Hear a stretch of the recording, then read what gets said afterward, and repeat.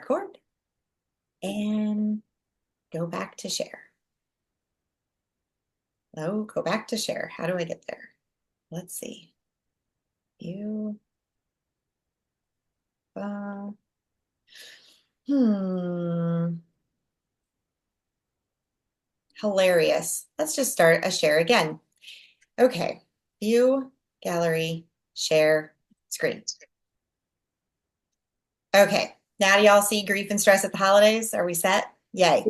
An oil that you might want to use as we get started tonight is present time. That felt really important to my own processing the last few days in particular.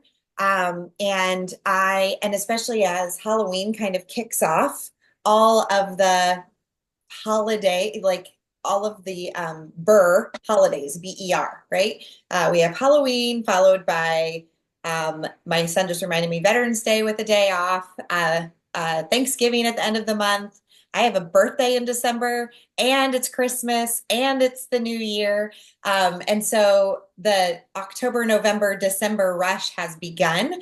And so present time is just one of those fantastic oils from the Feelings Kit that just really helps center myself in particular on what's right in front of me, right? Like, where am I right now? Am I grounded? How am I faring when it comes to my peace and my joy, right? How am I bringing those things to mind? So a quick word about me, because I always start with a quick introduction. I upload these to my channel on YouTube in the thought and hope that somebody one day would get a lot of value out of this, or somebody will come back to some of these old videos. And so just as a reminder, I am a teacher, so it's my joy and pleasure to have evenings like this where I get to just sort of teach, maybe put a new spin on something that you've heard before, kind of like algebra, like making algebra make sense. We're going to make grief and stress at the holidays make a little bit more sense. And obviously, the holidays also bring with it this tinge of deep grief, just an awakening or a remembering of my mom passing away 2 years ago at Thanksgiving time, November 27th, 2022, if you can believe that. Time has continued on even without her, and it still feels a little surreal. My brother was pretty choked up yesterday thinking about how we first got started with essential oils because of her, and how grateful we are for her tucking those into our stockings when we were younger. Just a quick disclaimer, obviously, we're not going to do a lot of open sharing tonight, but if you write in the chat that you're in danger to yourself or somebody else, I do choose to report that to make sure that you and your family are safe. So keep that in mind. Also, just in regards to Young Living, I've mentioned it a lot. Many of you come from our Living Well Now community, but I'm really mindful that I'm not a doctor or a health professional. So anything that I offer tonight is purely from a layman's perspective. Haha, because my last name is Layman. And also, we continue to sort of carry the torch for network marketing, that learning from our friends and family is actually one of the most beneficial ways that we experience the world and are exposed to even new worldviews as well. So we choose to empower others through our community. So I wonder if you've ever said, and I'd love to see it in the chat, if you've ever said any of these things. I can't wait until the holidays are over. Just fast forward and get me to November, right? Or maybe you've said, this is the last time I will, and you fill in the blank. This is the last time I will host dinner. This is the last time I will wrap presents for ungrateful young adults. I'm sorry, am I the only one who said that one? This is the last time, and I'd love to know in the chat what it is that you are that is kind of your last straw, so to speak. And if you think about it, How the Grinch Stole Christmas, the Grinch nervously drummed his fingers, saying, "I must find some way to stop Christmas from coming," right? And we associate some of those characters, like the Grinch or Scrooge from Charles Dickens, right? The whole idea that bah humbug, who needs the holidays anyway? Can't we just skip this part of the year and move through it, right? So I'd love to know in the chat if there is a particular thought or feeling or sort of boundary that you have set already in order to accomplish or alleviate some of your own stress at the holidays. Um, I see, let's see, I'm having a little trouble pulling up chat. Okay. Hosting is really hard. Family drama makes it worse. Yes. If people say, "Are you ready for Christmas?" I always tell them the day will come so I don't stress over it. So you just have a really clean outlook on that. I love it.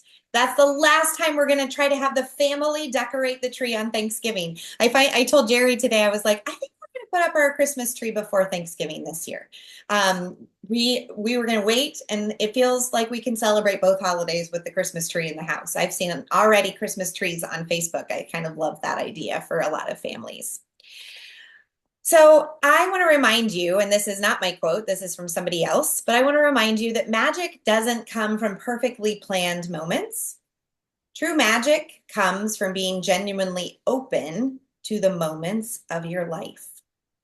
Magic doesn't come from perfectly planned moments. Magic comes from being genuinely open to the moments of your life. And for those of you who've been on this journey with me this year through our Soul Care Sanctuary, you know that we have worked on spiritual practices that have very little to do with extra penance, right? Or extra sort of discipline. We've really shown it to be true that when we focus on gratitude, when we focus on the present moment, when we focus on the simple things around us, when we move our bodies, when we drink enough water and nourish ourselves, those are spiritual ways that we're taking care of our temple.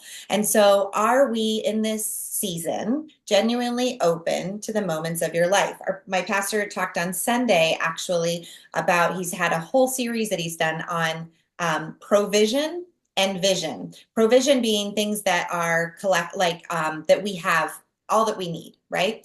And the idea that we actually don't own anything. I don't own this calendar. I don't own this laptop. I don't own this room. Yes, I pay the mortgage company, but truly everything that I have comes from God. And I am trusted with it as a steward of God's resources. So even if I can think of the moment as being a God-centered place, that I have this moment to honor God with my time, with my words, and my actions, I think those just coming to sort of a realization, it was like, oh, I never thought about the present moment being something I stewarded. Yes, money, yes, my time, yes, my energy, but my moments are also stewarded. And some of you may have read my newsletter this week, I was reliving some of those Thanksgiving moments of my mom truly dying/living in gratitude for that Thanksgiving week between my dad's birthday on the 21st and Thanksgiving on maybe the 24th, and then passing away on the 27th. That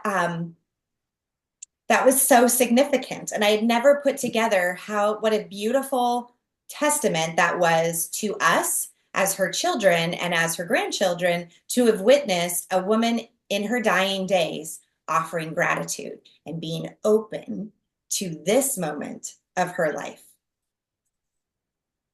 Can't really say much more about that right now. Thanks for understanding.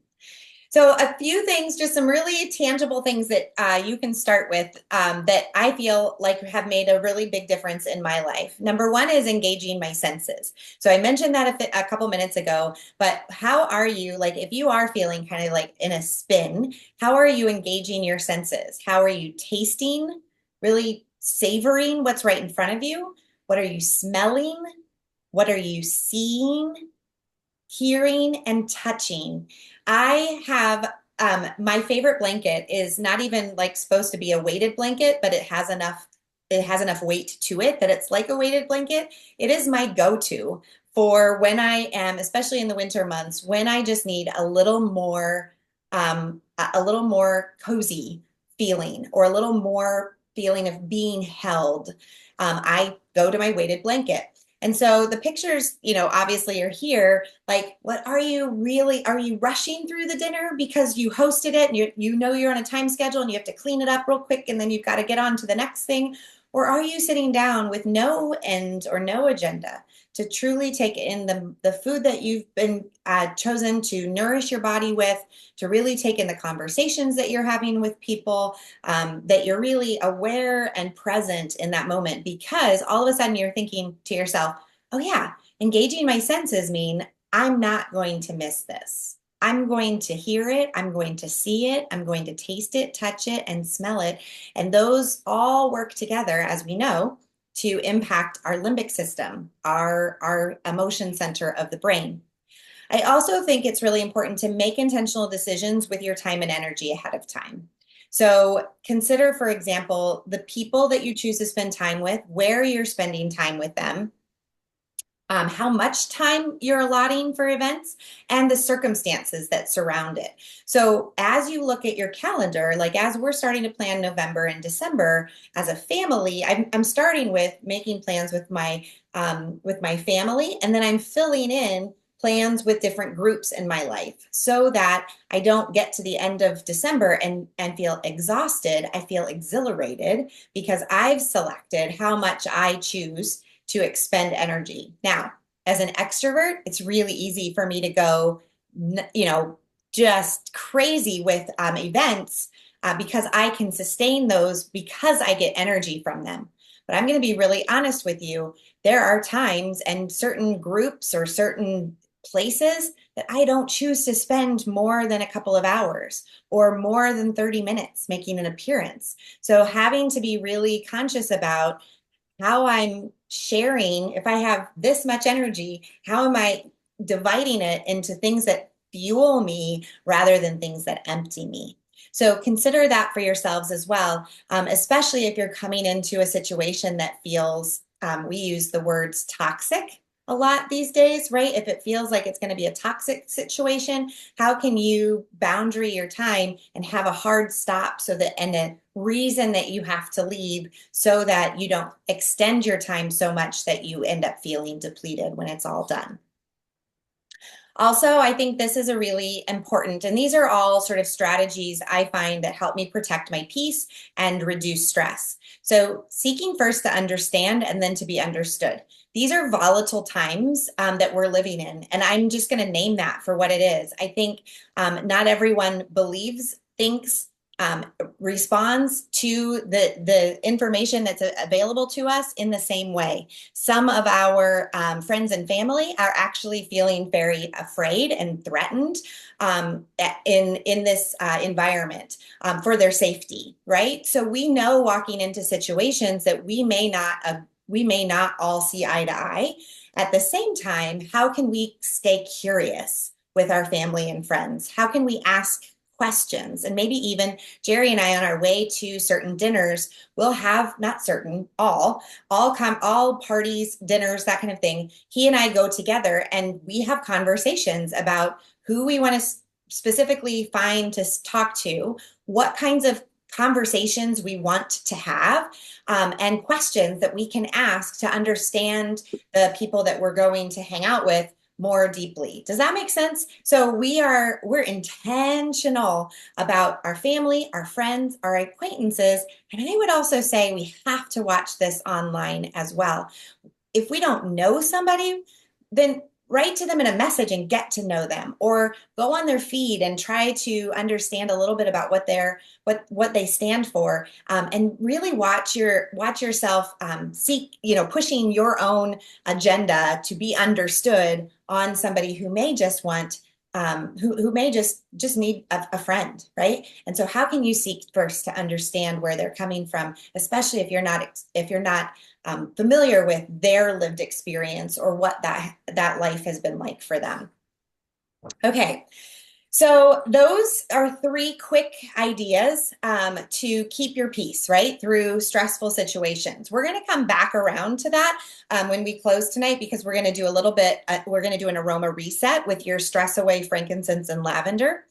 But one of the things that my mom really shared, especially in those last 16 months that she was walking the earth, was this idea of being a work in progress, right? She's always said, I'm a lifelong learner and I'm experiencing a radical transformation. And I think radical transformation comes with some intentionality. I'm not going to say it's always miraculous. Like you go to bed as one thing one night and you wake up the next morning as something else. That would be rather unlikely. So a radical transformation comes with intention. And I think it's intention to anticipate change, to facilitate accountability with people around you, alleviate some of your most difficult triggers, and then affirm and anchor new ideas. So, like I said, I'm going to revisit those at the end when we are doing our aroma freedom. But as we go into this next section, specifically on grief at the holidays, I find these things to be really transformational, right? As part of deciding at the holidays how you're going to show up. Everybody feeling good about that? Sorry, I just lost you. Yeah. Okay. Sweet. All right. So let's look at this. And some of the outline of this came from a website called Option B, not to be confused with Plan B. This is Option B, which is run by Sheryl Sandberg, who was an executive something in Meta in Facebook when it first started. And Sheryl lost her husband very unexpectedly and has created a whole series of book and web and Instagram called Option B. So if you aren't following them, I highly recommend them. These were some of their tips with a few of my ideas thrown in for how to help your loved ones make the most of their holidays. Now, we can talk third person, and we can also translate this into our own understanding, right? Because a lot of us here have experienced our own grief, either recently or long ago, that we may still be processing or unpacking as the holidays approach. And so as I see your faces on here and know that that you're listening, I may be helping you think about other people, but also what can you internalize and use as early as tomorrow to help impact your own holiday this year. So acknowledge that this holiday may be especially hard is tip number one.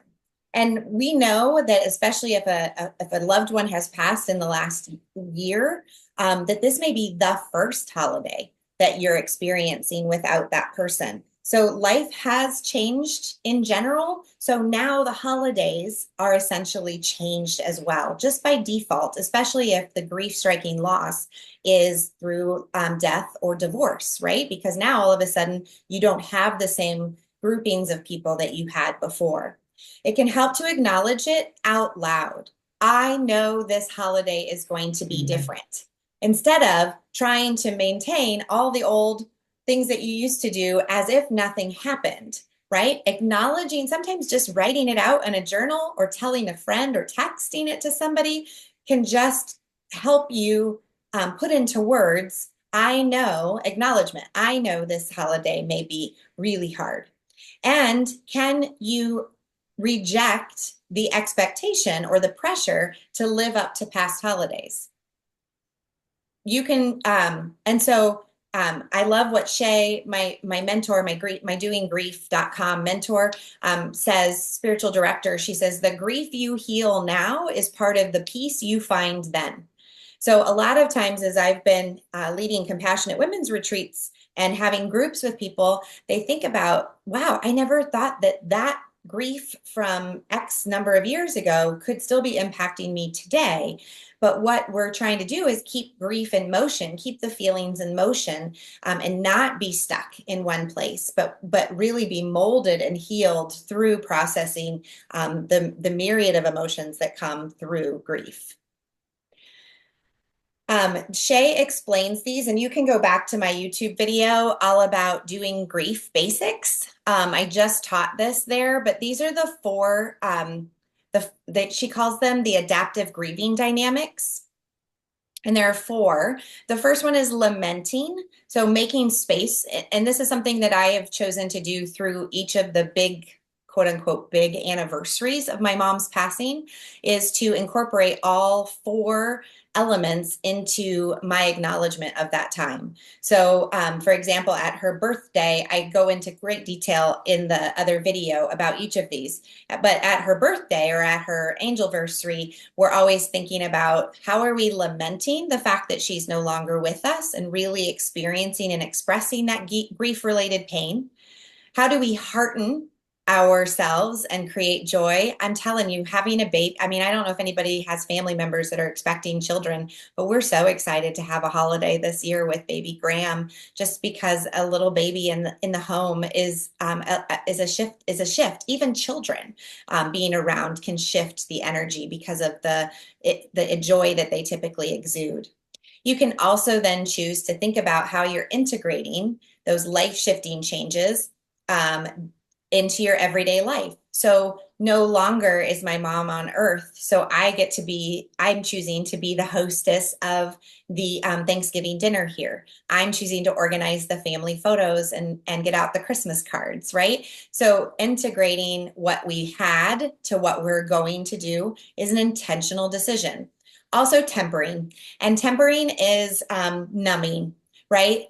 Choosing to put your grief on a shelf for a moment because you've gotten invited to a really fun holiday party and you know that you're going to enjoy time with family and friends there. And so there's also a place for you to temper your grief for a short amount of time.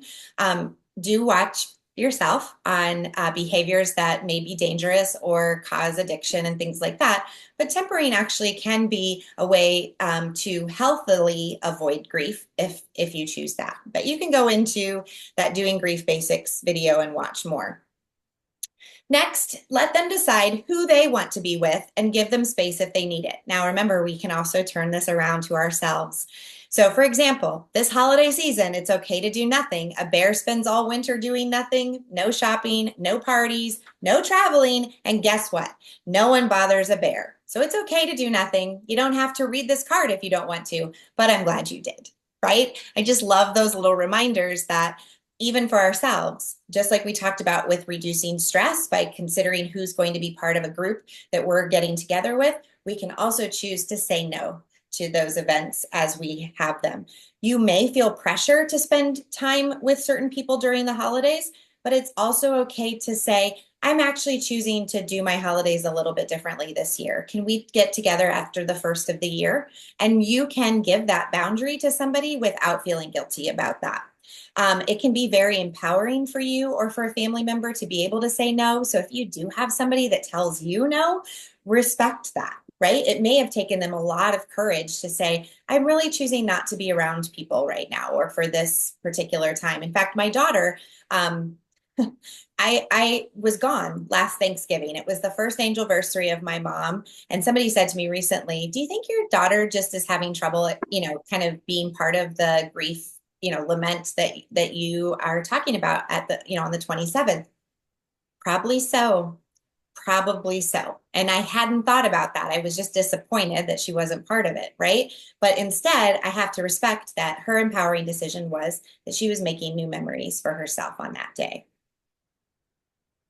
You can also, if you still want to bless somebody, you could just drop a gift off on their porch without expecting anything in return, call in for a meal for them, or just give them a quick text asking them which option they would prefer so that you're still connecting even if you're not getting to see them in person.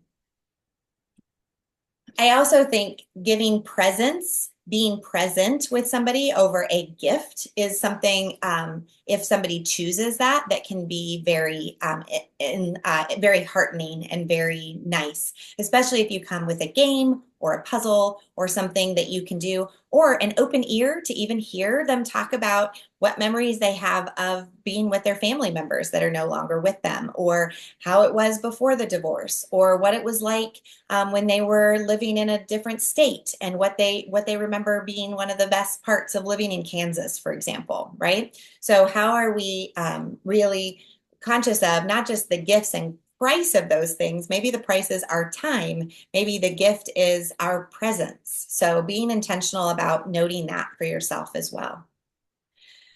Also, how are you How are you helping or asking for help when it comes to holiday planning or decorating? I think if you want company, it's okay to gather the right people and hash out some of those details. I know for me, it took a lot for me to put up a Christmas tree during my single mom years. I wanted to do that for my kids, so that was super motivating, but it was really hard because that was such a family thing to do that when I was divorced, it just felt like, oh, great, mom's doing the Christmas tree again, all by her lonesome. And I'd get the kids to participate for like 15 or 20 minutes, and then it was left to me. So if there is a family that you know of, or if you are somebody who's not sure you want to put up your Christmas tree this year, or get the special creche out or whatever, you get to decide that. I know the first year for me, after mom died, I chose not to put up our big Christmas tree because I knew I didn't have the energy or stamina to sustain putting it up and taking it down. And so we skipped a year, and that was okay. I also think it's great to discover, and I'm repurposing my accountability slide because I think all of these things apply. We talk about accountability a lot in Aroma Freedom and the things that we do together. But do talk to somebody. If you, in particular, are struggling or need a friend during the holidays, let them know. Let them know that you're looking for invitations. You're looking for places to plug in. You could really use a friend to go with you to this +1 party that you're not looking forward to, but work requires it, or whatever it is.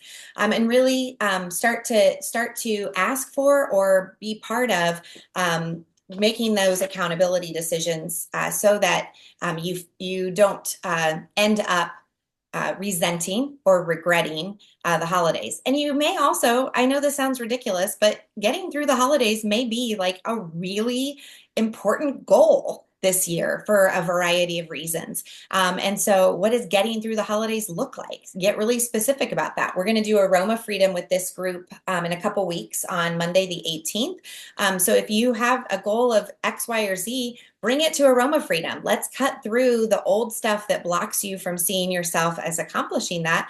And let's get to the end of December feeling healthy, feeling strong, feeling like we were truly blessed by the holidays rather than stressed by them.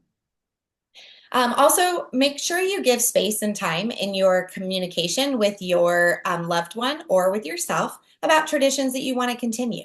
Um, Thus, the me hosting Thanksgiving thing. I told Erin last year, Erin and Sarah, I said, I know you're going to have a baby, but I'd really like that baby to come to my house for Thanksgiving. So that's a tradition that we're establishing this year. So, what are traditions that you can live with or live without, depending on what's important to take into the future.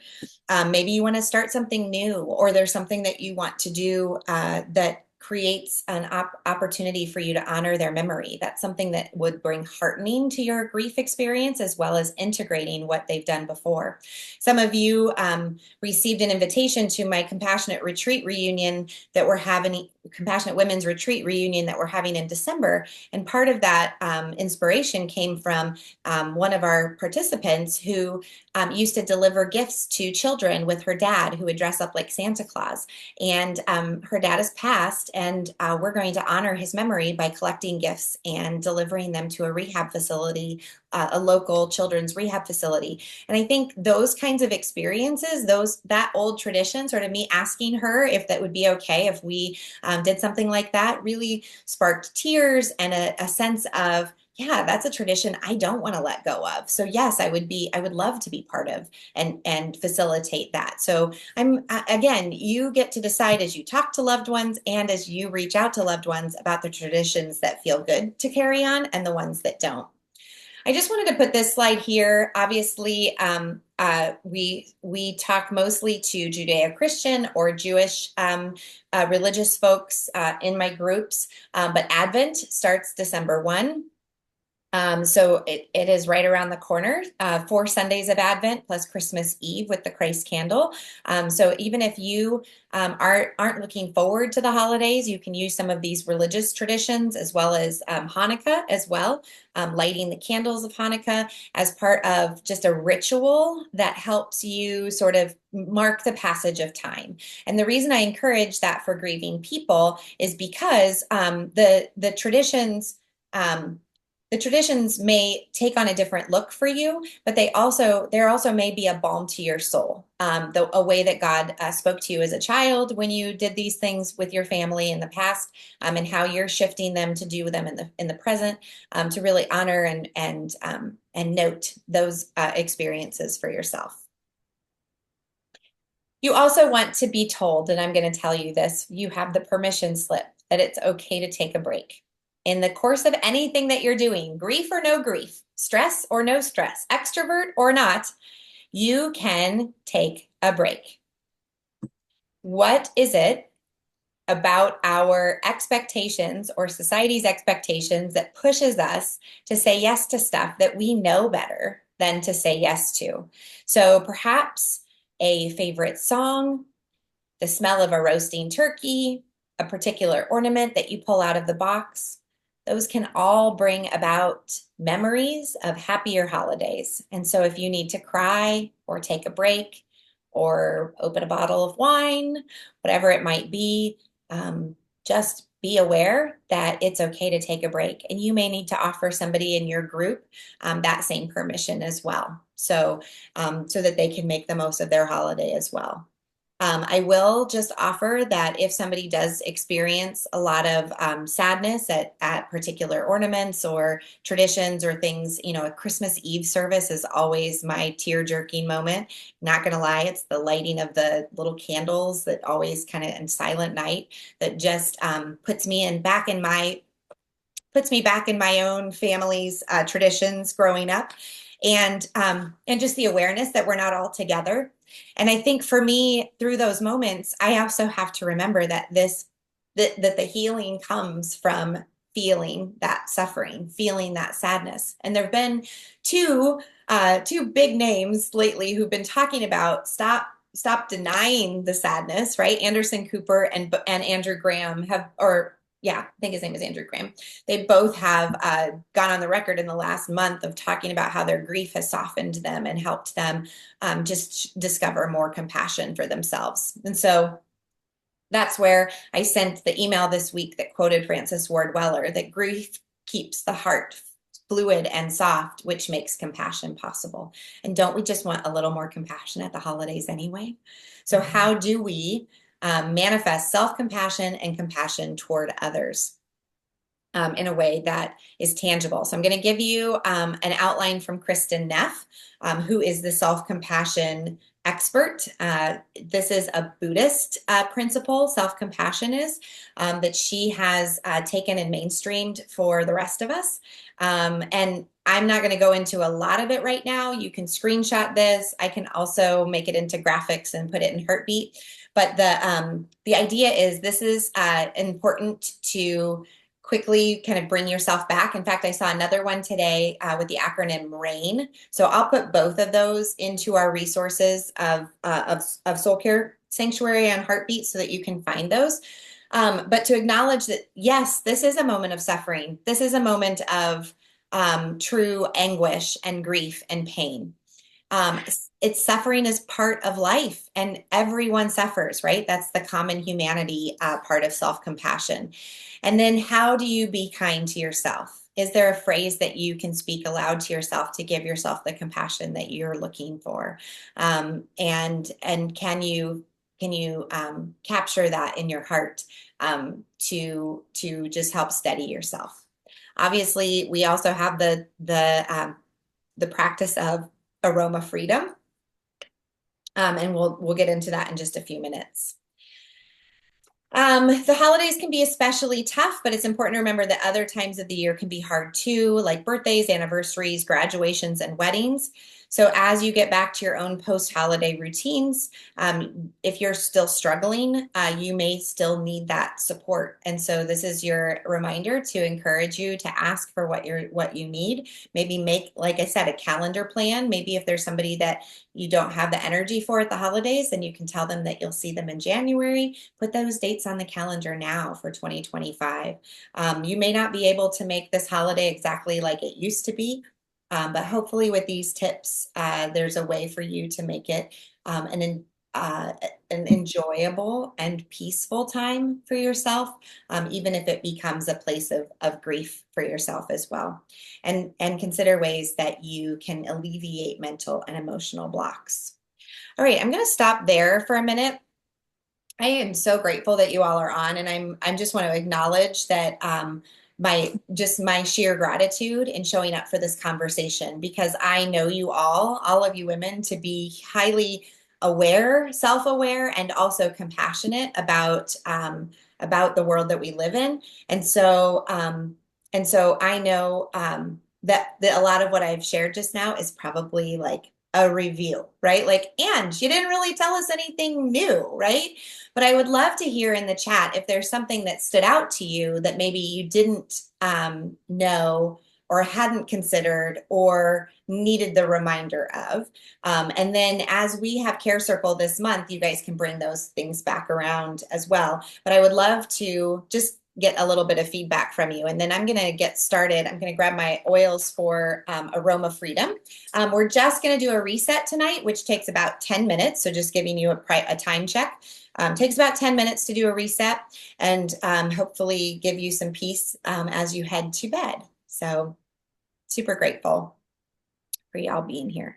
So I'm getting out my Stress Away. I actually put it in my old lavender bottle. So this is Stress Away frankincense and lavender with a roller top on it. So I just put equal parts of it into an old lavender bottle.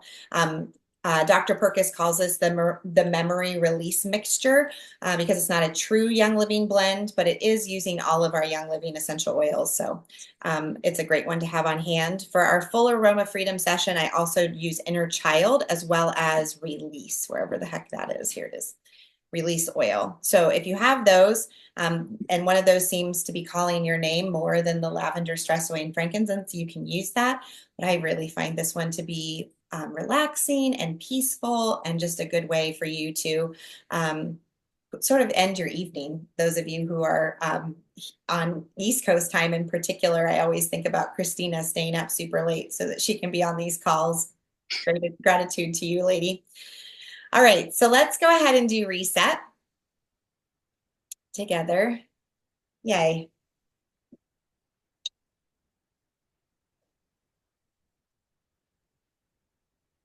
I love the feedback that you're giving about the reminder to take a break. Yep, that's okay. No longer having to hold on to Hallmark expectations. You can say no, set some boundaries, and even push things till the end of the year or the first of the next year. Yeah. Hibernation rest. Yeah. Yeah. There's nothing wrong with that. Be the bear. Yeah. And isn't it a cute little graphic too? You can just put a picture or a sticker of a bear up just to remind you. I just love that for sure. For sure. For sure.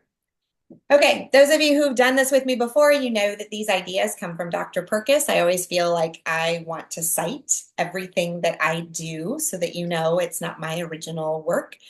Dr. Perkis wrote a book called The Aroma Freedom Technique, using essential oils to transform your emotions and realize your heart's desire. He also just authored a new book. I can't tell you the title of it, but it came out this summer. I have it on my Kindle. That's about as far as we've gotten on that one.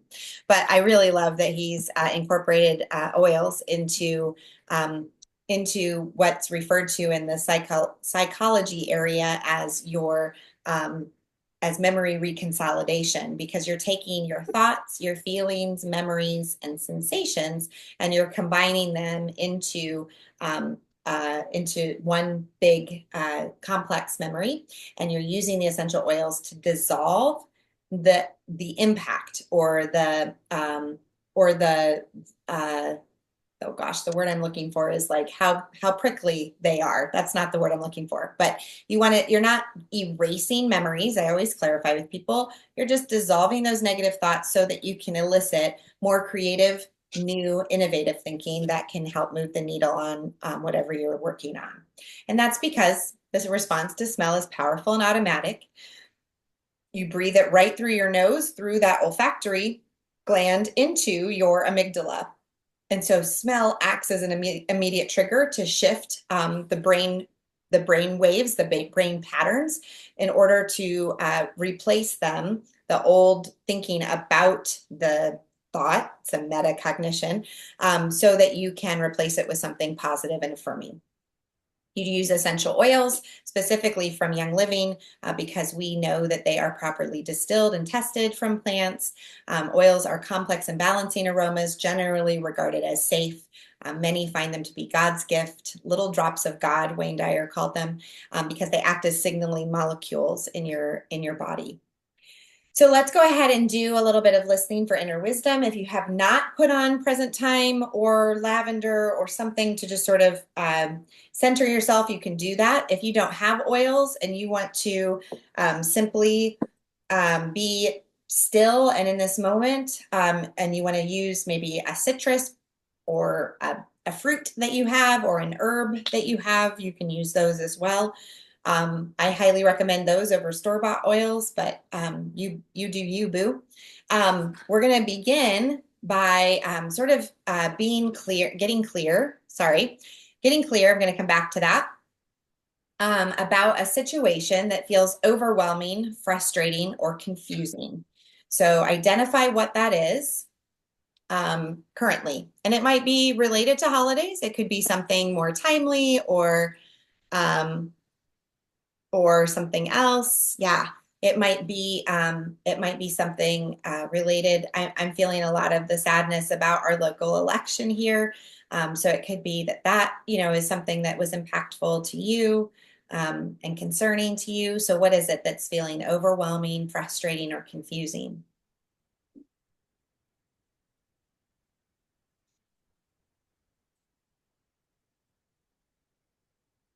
And if you want to just write that down either for yourself or in the chat, we can walk you through some pieces. Go ahead and name the feeling. Just one word that describes how you feel about the situation.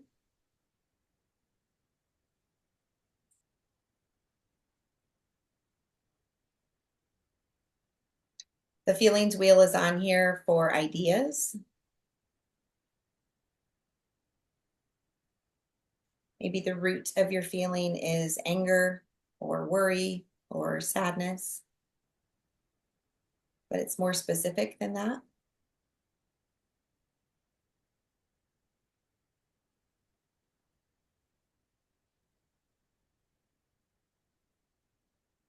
Then locate that feeling in your body.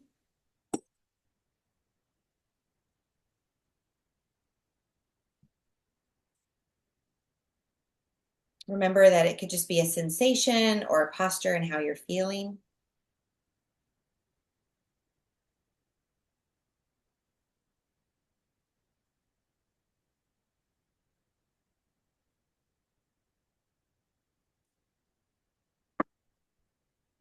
Then identify the negative thought. I'm just one person. I've tried setting boundaries before, it didn't work. I'm not strong enough. Whatever that negative thought is.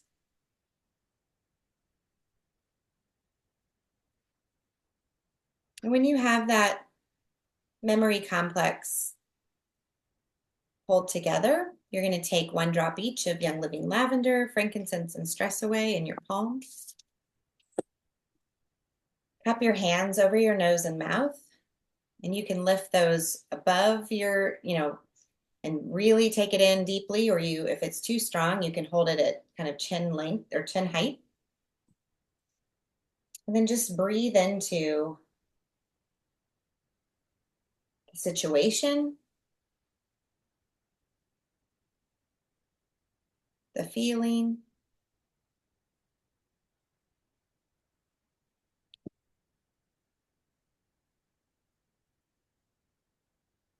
body part where you're holding that feeling, and the negative thought.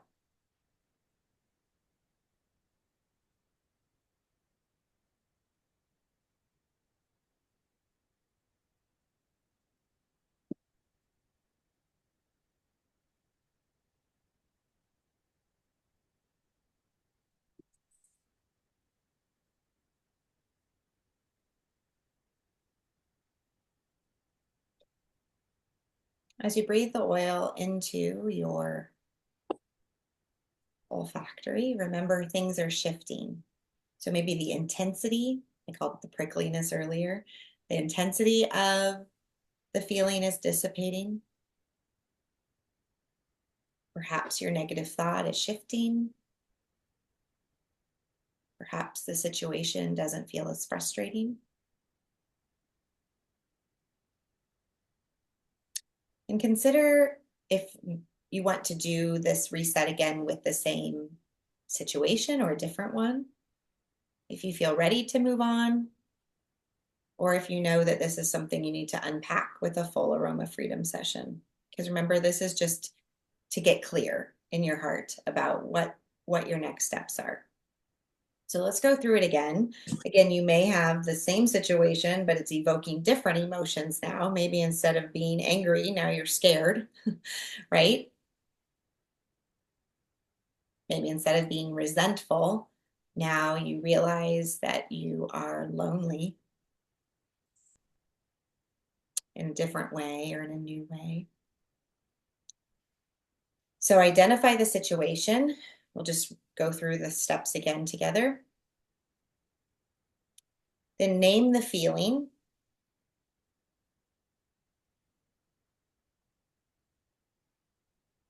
Locate this new feeling in your body.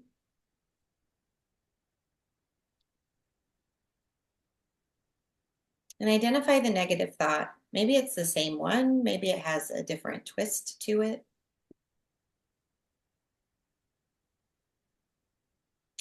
And then take your oils. And I always say, take a little more, especially when you're doing something with intention like we are. You want to use less oil more often. So what we've done is we've just put a couple minutes between our application because oils go through our bodies very quickly. So we're refreshing, not because we can't still smell it, but because a more concentrated effort is okay and good.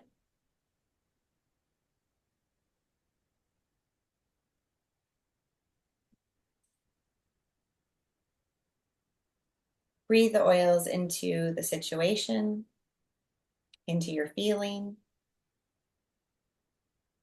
into the sensation, place where you're holding the sensation, holding that feeling in your body. Breathe into the negative thought that came to you.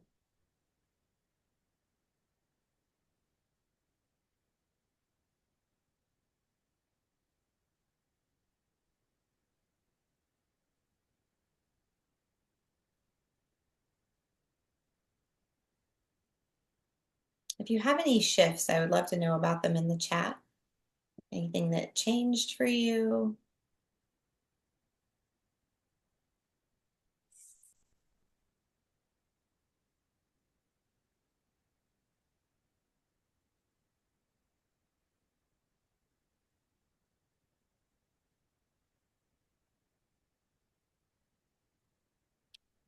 And then we're just going to do it twice tonight. We're going to go to an affirmation stage. So even if that just sort of got you started, you can go to my YouTube channel and do an aroma freedom session. There are a couple saved there for the public. You can also use the book if you have it, or you can certainly wait for the 18th when we're going to do another session together. But ask yourself, what do I do next? And that is affirm and anchor new thoughts and habits that support your holiday. So what affirmation comes to mind that you need to hold on to before we get into power pose, right? What are the new thoughts and habits that support your holiday? I am worthy of setting boundaries. I choose to ask my friend to be my holiday buddy.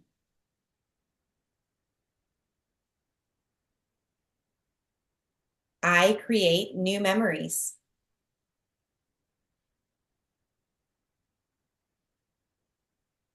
I celebrate old traditions in new ways. What would be an affirmation that you need to tell yourself tonight so that you can start to anchor in new thoughts and habits that support your holiday or whatever circumstance you were working on tonight. So it may be nothing to do with holidays at all. It could have to do with something that's going on in your workplace or socially, culturally. And then you're going to use a different oil blend, one that evokes a sense of change or shift. I just used transformation. I've had it going in my diffuser tonight as well.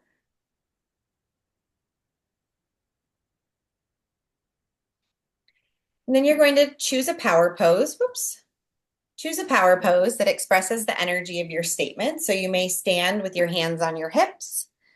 You may put your arms straight up in a worshipful sort of pose at your heart center, over your heart. Maybe a muscle pose.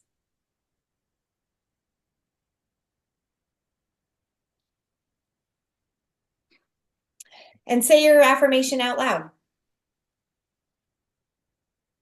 to yourself. But start to think about, what does it look like if this is my affirmation, even though my holidays will be different without my mom. I commit to heartening, lamenting, tempering, and integrating my holidays this year.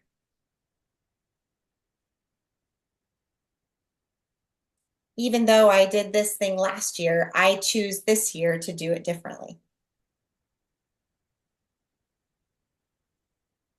I take space and time just for me. I hibernate. Period. Whatever it is. So some homework items to consider. Anticipate where you need support. Choose an affirmation or mantra to use during trial situations. Find accountability. Pick an anchoring oil blend, because every time you come back to that oil, then it can remind you of the radical transformation that you're choosing to make possible. Also, allow for grace. I remind you of this after every presentation. You can't go back and change the beginning, but you can start where you are and change the ending. And if truly grief is there to keep our hearts soft and to keep our compassion invested, then we are to keep moving through our healing, accepting, embracing, working with, creating meaning through our grief. If you want to work with me further, I mentioned a couple times tonight, Soul Care Sanctuary. I run that completely on Heartbeat Chat because, hello, social media is kind of a drag right now. So there's none of that on our beautiful little corner of the world on Heartbeat. So you can join that. That also gets you access to the monthly Aroma Freedom. You're also able to just pay for monthly Aroma Freedoms every month that you choose to do that. And then you can also email me to set up solo sessions if you feel like you want to walk through more of this specialized care. In November, we have, like I said, November 18th is the Aroma Freedom session. Our care circle, that's our paid part of Heartbeat, we'll meet on the 11th and the 25th. And then in December, I'm actually going to kick off the month with Oils of Ancient Scripture. So the first Thursday of the month in December will be that class. Again, these are free and open. We're going to still end with Aroma Reset, but it'll be a little bit, I think, a little bit lighter because I'll be teaching that course that some of you have seen before and maybe like to bring friends to. I'm also hosting monthly first Saturday of the month hikes. So that'll take place December 7th, as well as the Grief Retreat reunion is that night as well. And Care Circle folks, listen up, but we're going to, because it's the week of Christmas, we're going to wear our holiday sweaters to our Zoom on the 23rd. So I'm really looking forward to that with y'all as well. Guys, thanks so much for joining tonight. I hope that was inspiring and helpful. And I'm truly praying for a peaceful and loving and kind and beautiful holiday season so that we don't all dread the Burr months anymore.